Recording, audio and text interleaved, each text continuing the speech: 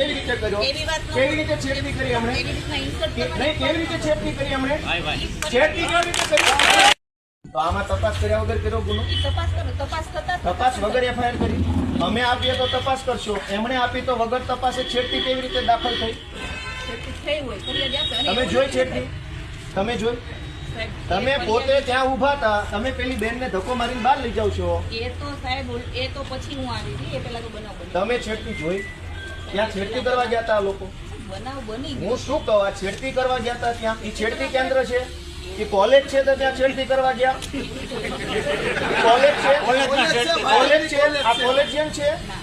તો ટેકાના ભાવની ખરીદી કરનારા લોકો ખેડૂત પાસેથી પૈસા માગે છે, એના માટે કોઈ એમને જાણ કરી. એની માટે શું સાહેબ, એમને કીધું કે તમે તો આનું શું છે?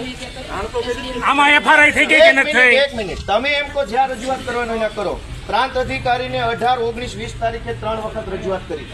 આરએસસી કલેક્ટરને 18 ને 22 તારીખે 2 વાર રજૂઆત કરી.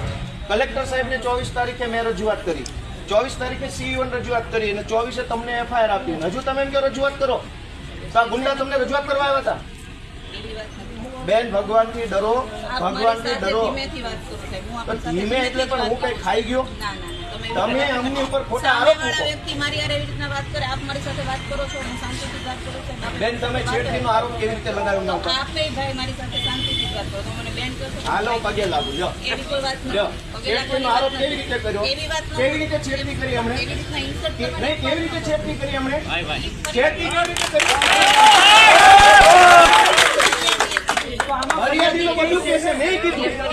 હું પગે લાગુ તમને. લ્યો, પગે લાગુ. લો, છેડતી કેવી રીતે કરી દે?